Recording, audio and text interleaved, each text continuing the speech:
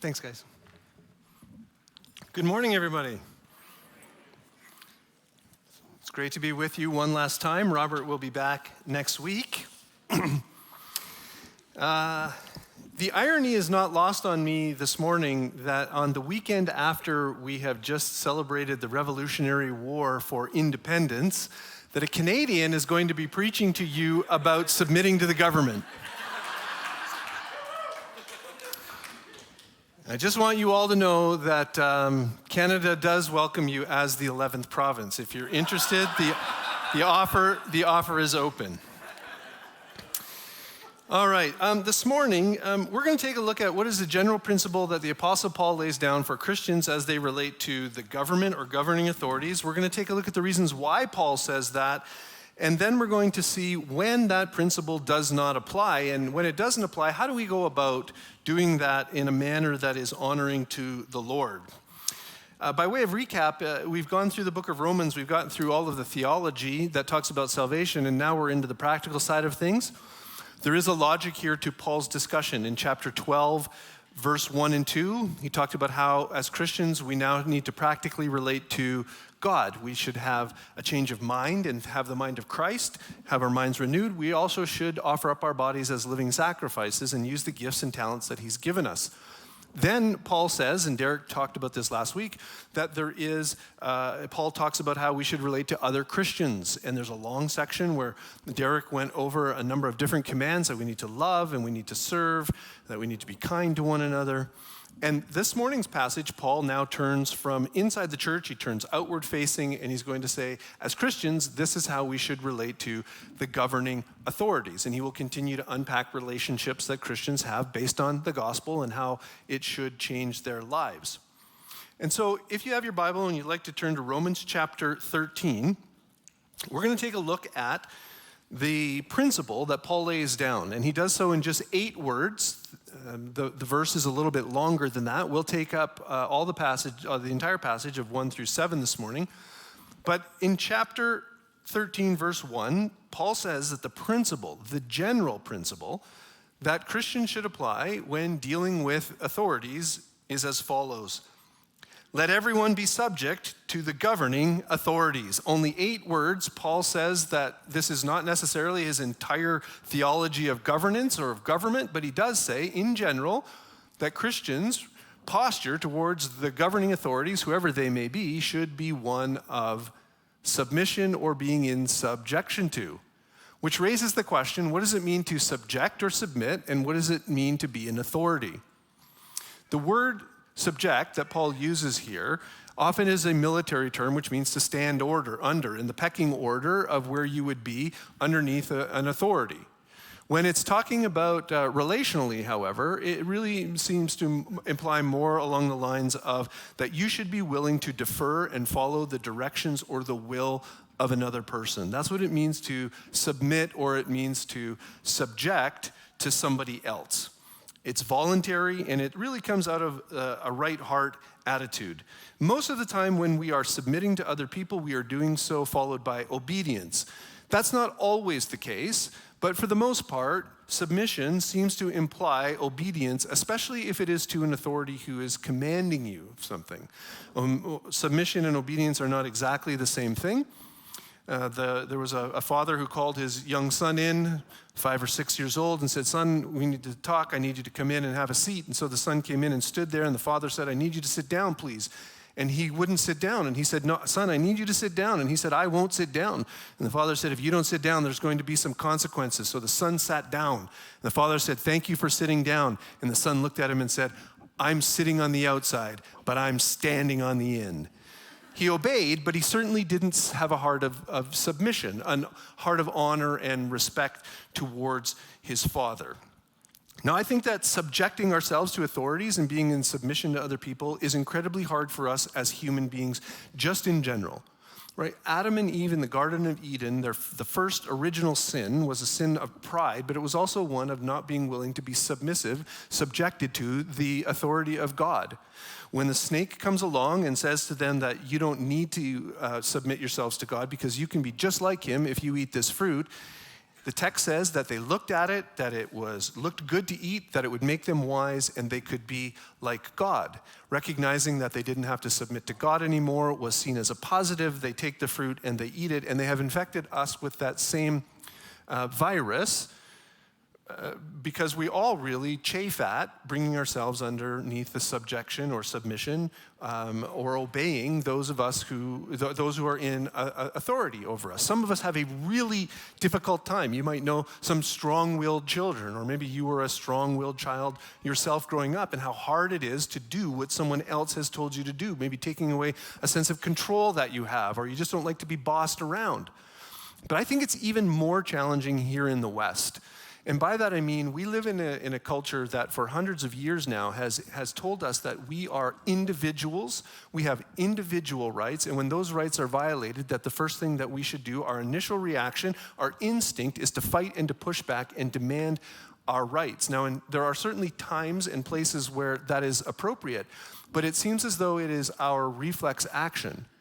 Not only do we live in a culture that promotes individualism, we also live in what sociologists call the age of authenticity. The age of authenticity is sort of a time period from the 1960s, say, onward, where the chief value that people esteemed was being true to who they are, was being authentic to themselves.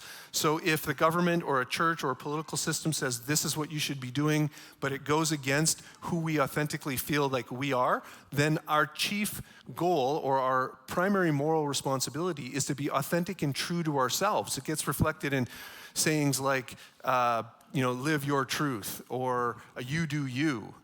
But that kind of attitude, this expressive individualism, really is at odds with the general picture that we get in the Bible. Submitting to authority, being in subjection, is a theme that is woven all the way through the Bible. Paul, when he has an encounter with Jesus, and he goes out into the Arabian desert for a couple years, and he is understanding and thinking about and trying to really grasp what the gospel is that he's now been called to preach. When he's done, he goes up to Jerusalem in the book of Galatians, and he says, "And I went to the elders, the leaders of the church at Jerusalem, and I shared with them my message," because he wanted to make sure that he was in subjection to what the leaders of the church were saying. Paul talks about how servants need to submit and they need to honor their masters. Children are to obey their parents. In Hebrews chapter 13, verse 17, it says, to the Christians, whoever the author of Hebrews is, he's writing to, and he says, and maybe it would even be worth just reading, he tells them that they ought to be in submission to and subjection to the elders of the church because they have the members' best in mind. Have confidence in your leaders and submit to their authority because they keep watch over you as those who must give an account. Do this so that their work will be a joy and not a burden, for that would be of no benefit to you. Submission is woven throughout all of the Bible, but we see it actually best and clearest in the person of Jesus. Because though he is divine, as Paul says in Philippians, though in the very form of God, he did not think that equality with God was something he had to fight and scratch and hold on to, but he was willing to submit himself. In the Gospel of John, chapter 5, generally through chapter 8, Gary would be able to pinpoint this better and probably point out every place where it happens. Jesus repeatedly says things like, I've come to do the will of the Father. I say what my Father tells me to say. I do what my Father tells me to do. And in John chapter 6, Jesus says, I came down from heaven not to do my own will, but the will of him who sent me. And what was the will of him who sent him? It was for Jesus to ultimately go to the cross. And when that point comes in the Garden of Gethsemane, Jesus prays and he says, Lord, if it's possible, let this cup pass from me, but not my will, but your will be done. Is Jesus equal in divine nature with God? Yes, he absolutely is. Jesus is God in a bodily form. But as Christians, we believe that there is a Trinity, that there's a Father, Son, and a Spirit, and they play different roles. And Jesus submits himself to the Father and we're called to follow in his footsteps. So, what does it mean to submit? It means to willfully choose to follow the direction or the will of another. But whose will? Not just anybody's will. It needs to be, at least in this case, Paul says, someone who's an authority over you. And an authority is somebody who has the right to make a decision that will impact your life, directly or indirectly, and also has the power to bring consequences if you are unwilling to submit to that authority. So for children, it's their parents. And for students, it's their teachers. For all of us, it's the legal system. Maybe it could be the military. It would be governing officials, whoever they might be. And we're called to submit to them, and not only those who we like, or those whose policies we support, or those who we find personally appealing. We're actually called to submit to even the ones that we find hostile or personally revolting, or whose policies that we don't like. Peter, writing to Christians who are actively being persecuted in what today would be the area of Turkey, writes to them, and he says this in verse 13, "Submit yourselves to the Lord for the Lord's sake to every human authority, whether to the emperor as the supreme authority or to the governors who are sent by him to punish those who do wrong and to commend those who do right. For it's God's will that by doing good, you should silence the ignorant talk of foolish people." Verse 18, he says, "Servants, in reverent fear of God, submit to yourselves to your masters, not only those who are good and considerate, but also to those who are harsh. For it is commendable if someone bears up under the pain of unjust suffering because they are conscious of God." When Peter writes and when Paul writes that we need to be submissive and we need to be subject to the authorities, Peter specifically points out even to the emperor. Do you know who the emperor was when Peter was writing and Paul was writing to Christians that they needed to be subject to the emperor? It was Nero. Nero is one of the vilest, most wicked emperors that Rome ever had. When he came to power with the help of his mother, he turned around and murdered his mother. Then he murdered his wife. Then he murdered his stepbrother. Then he murdered his pregnant girlfriend. He oversaw mass executions. He confiscated land and property for his own entertainment purposes. He threatened all of his senators that unless they showed up and came to all of his extravagant banquets, that they would be threatened with death or imprisonment. And several years after Paul writes this, Nero is accused of burning Rome to the ground. And so he needs a scapegoat, and he turns and he says, no, it was the Christians who did it, and I'm going to put a stop to these terrible people. And he starts persecuting Christians, where he crucifies numerous Christians. He takes Christians and he wraps them up in animal skins and he throws them to wild dogs to be ripped apart in public venues. And then he takes Christians and he attaches them to poles, he dips them in oil, and then he lights them on fire to light his gardens at nighttime. And this is who Paul says that you need to be in subjection and submission to. That there is to be an honor and a respect, not necessarily to the person of Nero for his character, but for the position that Nero holds as an authority. So why does Paul say this then? I think that he gives two reasons. One is a principled reason and the other is a practical reason. So let's pick it up in chapter 1, the second half of the verse. Here's the principled reason. "For there is no authority except that which God has established. The authorities that exist have been established by God. Consequently, whoever rebels against the authority is rebelling against what God has instituted. And those who do will bring judgment on themselves."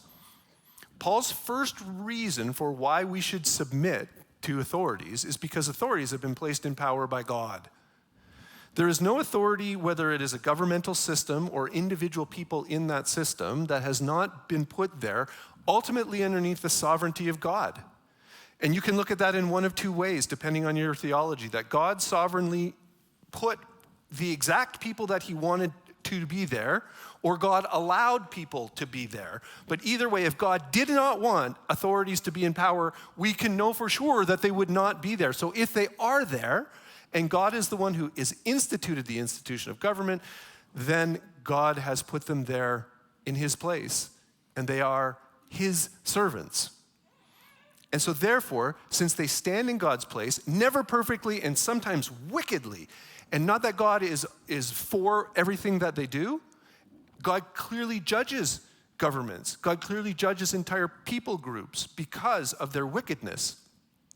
But nevertheless, God has placed them there in one sense in his stead.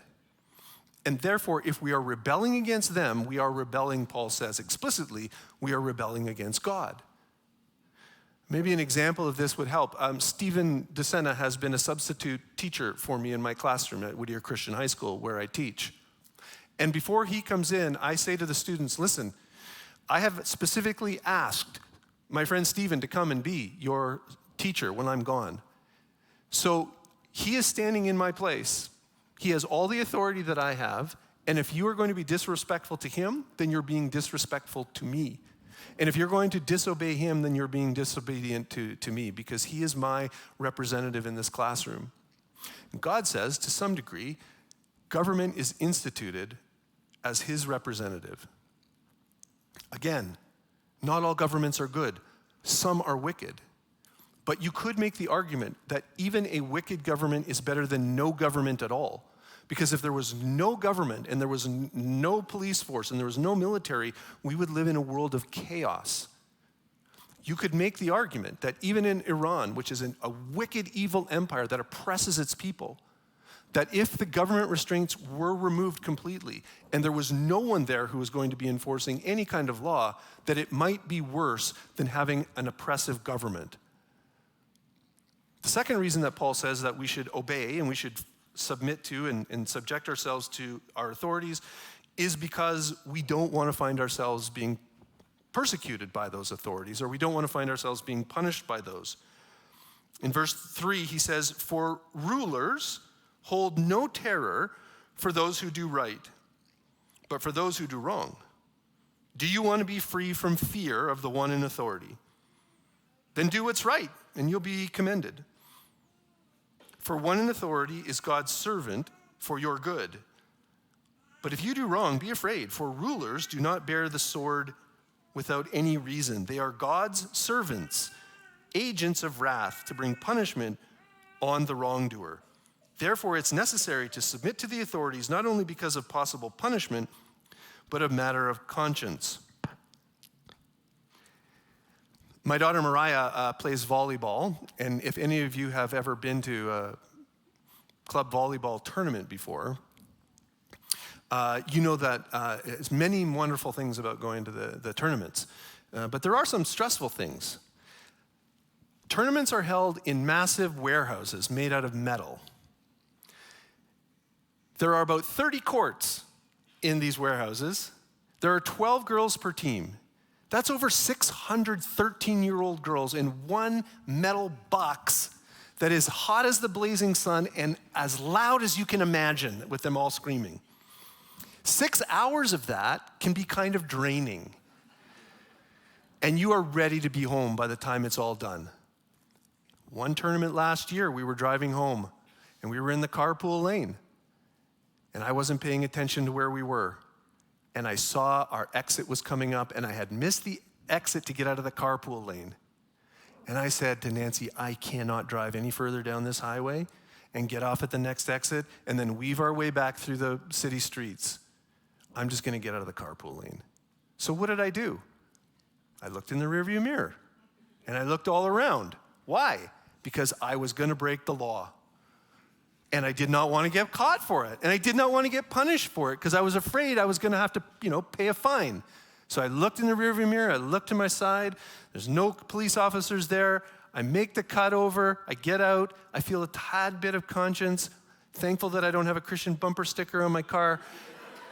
And as I get over, the cars, just as they naturally do, kind of space out and spread out. And what do I see? Just when you need them most, the California Highway Patrol is there.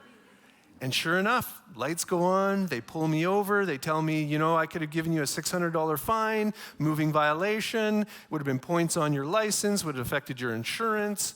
Why did you do that? And I said, my wife told me to do it. No, just kidding, my wife didn't tell me to do it, but that's what I thought of saying. So I told him, and he said, okay, look, you can't do that, I understand, and he gave me a lesser ticket. But we're all sort of guilty of this in one way or another. We all experience it in one way or another, right? Like if you're driving on the highway, we all know what the speed limit is, and we all kind of know what the speed of traffic is, and sometimes we might be driving the speed of traffic knowing that it's over the speed limit, and we might be wondering. The reason why we're always wondering and looking is because none of us want to get punished for breaking the law. The reason why the law is there, the reason why the enforcement is there is because we're not all principled enough to just do the right thing.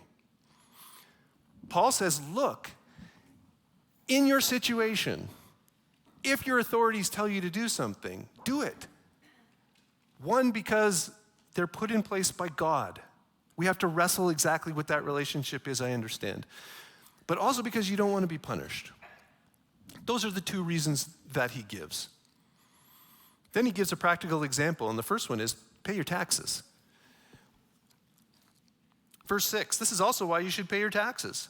For the authorities are God's servant who give their full time to governing. Give everyone what you owe them. If you owe them taxes, pay taxes. If revenue, then revenue. If respect, then respect. And if honor, then honor. His external example is that even though this is an evil empire, you should pay your taxes to it. Jesus, when asked if he paid the temple tax, told Peter, go catch a fish, and in the mouth of that fish there'll be a coin, and since it has Caesar's image on it, give it to Caesar, because we should be paying our taxes. But Caesar was evil. Caesar had conquered Israel. He was subjecting them. It wasn't a good situation for Jewish people. Paul says to the Romans in Rome, you should be paying your taxes. None of which went to a Social Security safety net for anybody. It went to make life easier for the emperor and his cronies, and for the military, and for other things like that. But no one was getting like a retirement sent to them every month because they had paid into something. No one was getting medical care because they had paid into some tax plan. And yet Paul says that you should pay your taxes. I believe recently that in the latest bill that has passed Congress, that Congress has defunded Planned Parenthood to the tune of $500 million a year, which meant that prior to that, Planned Parenthood was getting $500 million a year of tax money, and the primary engine that drives Planned Parenthood is abortions. Should Christians have been paying their taxes knowing that it was going to support Planned Parenthood? It seems like the Apostle Paul would say yes here. And that is hard to swallow. It is hard to reconcile. But Paul says you need to be a good citizen where and when you can. And then he says, but it's not just external, it's internal as well. That we should honor and that we should respect those who are in leadership. We may not like the people who are in leadership. We may find them personally distasteful, and we may find that the policies that they're promoting and enacting, we might think are not good for the country or for us. But Paul says that we still need to treat that person as a servant of God in a position that deserves honor and respect. Let me give you an example of what this should not look like. Although we might disagree, some of us, with Gavin Newsom and the policies and the moral stance he takes on issues, we should probably not have a bumper sticker on our car that says, "My governor is an idiot," which I see quite often driving around California, and I always hope it's not a Christian, or at least definitely not somebody from church, driving with this bumper sticker on their car. I would hope that Christians wouldn't wear t-shirts that have the picture of the former President Joe Biden on it with the words Trader Joe on it. Not Trader Joe's, but traitor, as in betraying the country, Joe on it. As a Christian, I should not be sending out memes of the president in a chicken suit with the word taco written beside it. TACO is the acronym that bankers on Wall Street have given President Donald Trump, which stands for Trump always chickens out when it comes to tariffs, because he applies tariffs and then pulls them back. He applies them and has pulled them back. And so the Wall Street bankers are saying, Trump is just a chicken. And I have seen numerous memes of the president in a chicken suit with the word taco beside it. We may not like the president. We may have issues with his character. We may not love his policies. but we definitely need to honor and respect the position and the office, and also recognize that Paul calls him, as hard as this might be to understand, a servant of God. So the general principle that Paul says when it comes to engaging with our authorities is that we should be subject to them. But that's the general principle. And because it's general, that means that there's got to be some exceptions. Because there are times and places where we cannot, as Christians, give allegiance to a government that is calling us to do things that God forbids. So what does that look like? Christians have differed on this, and I want to give you 3 options because I think it's really important. I'm going to try and not get in the weeds on this, but I think it's really important that you don't just hear one blanket answer, because we don't live in the first century, and context in our world is context that's different in Paul's world. I think that our context right now allows us to go out and to publicly protest certain laws that we might find as that we think are unjust. We can, underneath the Constitution, make our voice known, and we are not being defiant and we are not being unsubmissive by doing that. But in Paul's day, if he had tried to order a protest against something that the Caesar had said, he would have just been killed. So what submitting to the authorities looks like actually looks different in different cultures and different legal systems.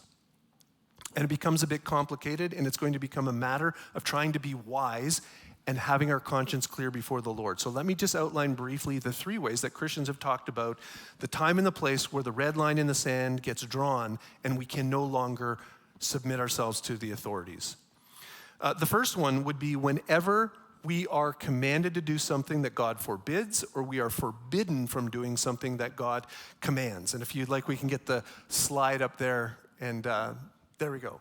So number 1 is when we should obey the government unless the government tells us to do something that God forbids, or God forbids us to do something the government commands. Let me give you an example of something where God commands something, but the government commands something, but God forbids.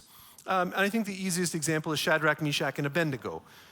God forbids worshiping false idols, but Shadrach, Meshach, and Abednego in Babylon are told that unless they worship a false idol, that they're going to be killed. And everyone on the plain of Shinar falls down except these 3 Jewish fellas who say, we cannot follow you. We will do what you want, Nebuchadnezzar, in every other way, but as soon as it impinges upon what God tells us to do, we have to push back and say no.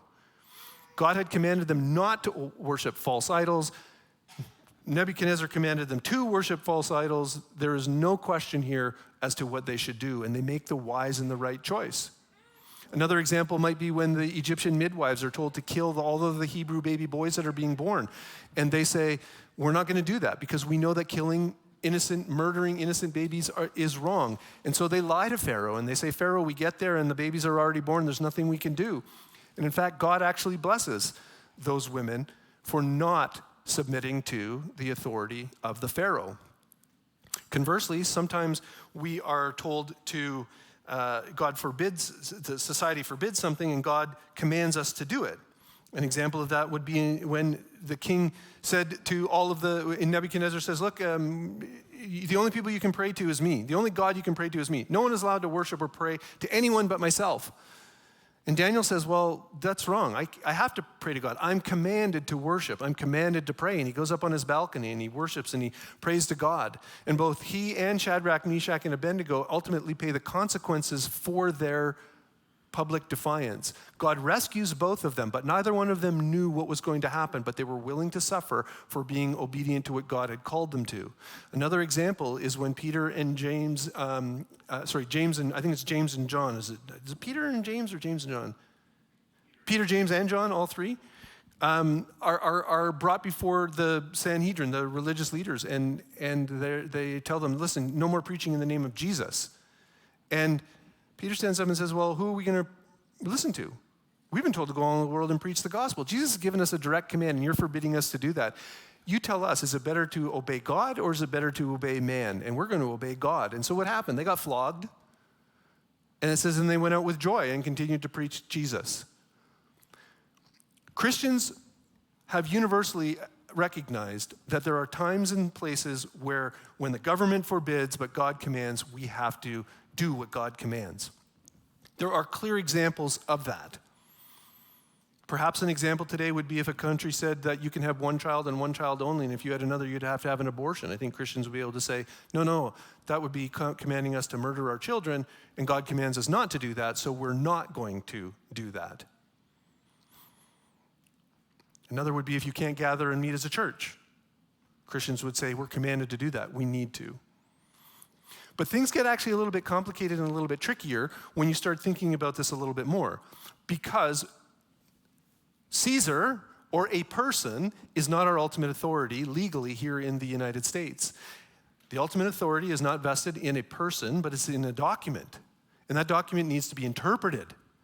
The Constitution of the United States is the ultimate final authority when it comes to understanding what the rights of citizens in the United States are. The Supreme Court typically is the one that interprets that, but the Supreme Court has gone back and forth on different interpretations over the years. So at the end of the day, the document itself is the final authority. What do Christians do if they find that a lower court or a lower government tells them that they must do something that they believe before God they shouldn't, but they think that law is unconstitutional? If the Constitution is the highest authority, then do they have the right, and should they, not submit to the lower court ruling? For example, if a teacher tells my son to do something, but I told my son I don't want you to do that, who is my son obligated to listen to, the teacher or me? He's obligated to listen to me, his parent. If a lower court tells you to do something, but that violates the ultimate authority of the Constitution, who are you obligated to listen to? You know that in the 1850s, the Fugitive Slave Act was passed in various states, which required Americans, if they knew about or came into contact with escaped slaves, they were obligated by law to help capture and return them. But the Constitution says that everyone has the right to due process. The Declaration of Independence talks about how everyone has the right to life and liberty. So with those being superior documents, those being the superior authority, what would Christians do in that situation? Especially because it's not just touching on their own inconvenience. They're not just asked to be doing something that's frustrating for them, but they're asked to do something that's going to violate the dignity, value, and worth of an image bearer of God, capturing them and sending them back. Do Christians at that point have a right to say, even though God hasn't forbid it, even though God hasn't commanded it, this seems pretty clear to me that I cannot submit? Many Christians would say yes, that is acceptable form of defiance. Here's the third option. What if there is a law that is constitutional, but it just seems immoral?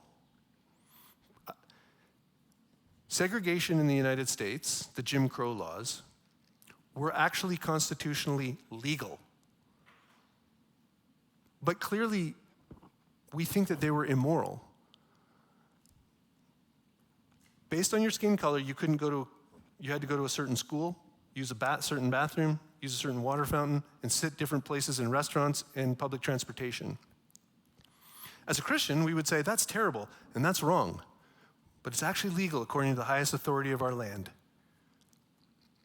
But is it so significant and so great, and is it violating the dignity and value and wealth and meaning of an image bearer of God that Christians need to push back on that and say, we're not going to stand for that. We are actually going to, in a way, rebel and not submit to that law. Christians have said, yes, that is legitimate. Civil disobedience can happen at that point. And I think we all know the person who is most well known for that, Martin Luther King Jr., who was willing to break actual established laws in order to bring attention to the plight of what was going on to African Americans in our country. The principle is simple. Submit to your authorities. Applying the principle in a broken world with all kinds of different legal systems and governing authorities becomes really, really tricky. So what do we do? I think all Christians should agree on principle number one. When we're called to do something that God says don't do, we don't do it. And when we're called to do something that God says do, if authorities say don't do it, we still do it anyway. But when it gets to number two and to number three, by the way, which would be the same kind of arguments that Dietrich Bonhoeffer and Corrie ten Boom and her family would have used to justify what they did, if those names mean anything to you, I think that we need to give space to other believers and say, you know what, this now has become a matter of conscience. In Romans 14, Paul's going to start unpacking debatable issues and say, before the Lord, you need to have a clear conscience on what you're doing here. One Christian thinks this, another Christian thinks that. Each one needs to be persuaded in their own mind, and you shouldn't judge each other. And I think that perhaps this is the case here. There might be people who are willing to go farther in their defiance or their unsubjection, is that even a word? Unsubmissiveness to the authorities than maybe I would. But they stand or fall before the Lord. They answer to him, and if they can ground their view in a biblical argument, then I need to let them have that space. So what do we do when we find ourselves in this position? When we recognize that we cannot continue, we have to push back.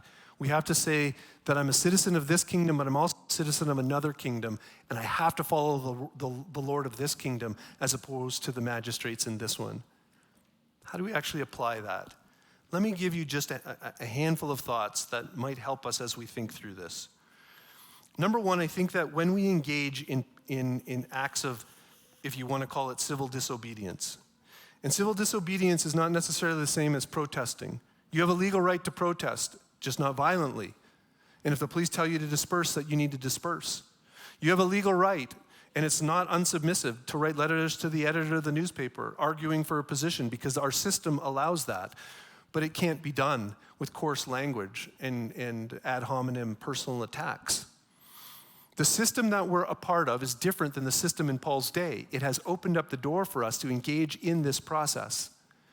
But if we're going to push back, and we're really going to push back, it probably should be a last resort.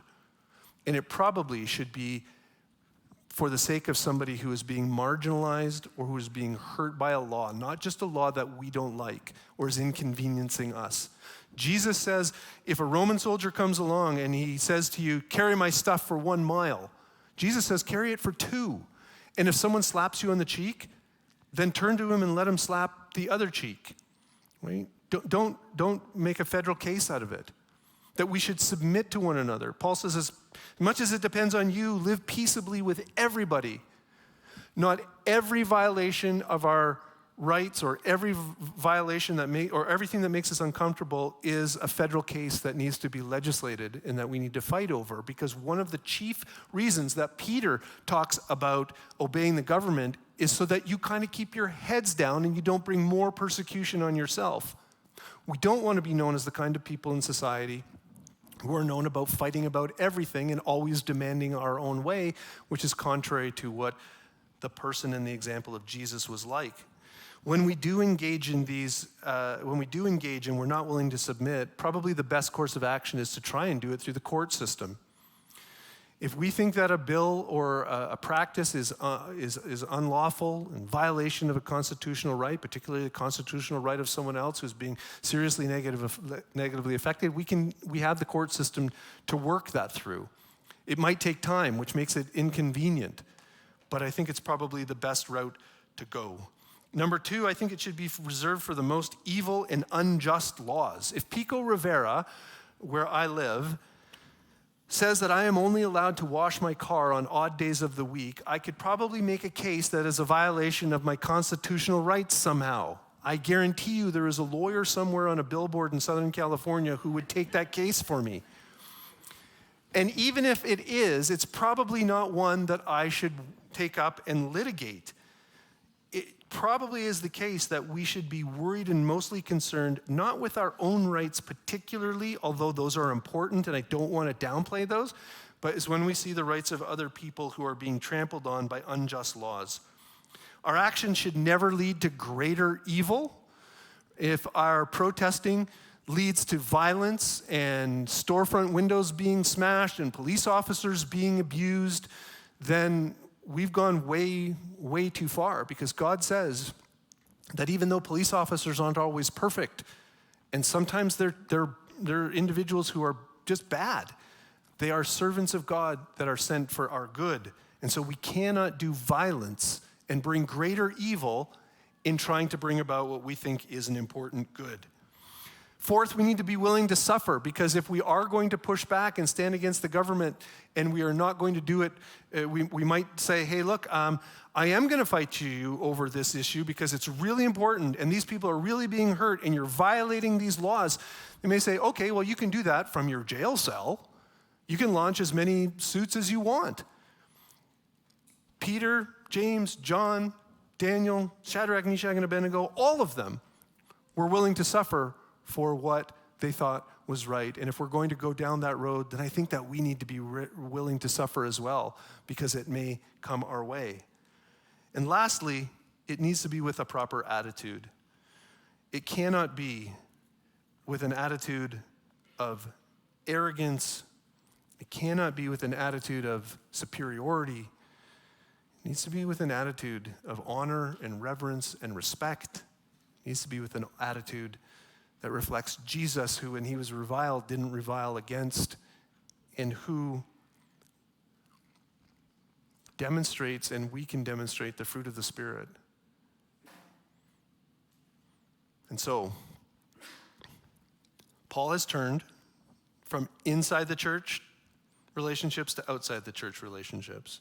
He's laid down the principle: submit to your authorities. And when you can't, here's how we should do it. And when can't you? Clearly, when it violates a principle or a command of God. And maybe the other two as well. Let's pray. Father, please help us as we navigate a complex world where we try and be wise. We try and be faithful to your word. We try and submit to the best of our ability. And yet we know that there are times when we're going to have to, for allegiance to Jesus, push back. If that happens, please give us grace and fortitude and wisdom. In Jesus' name, amen.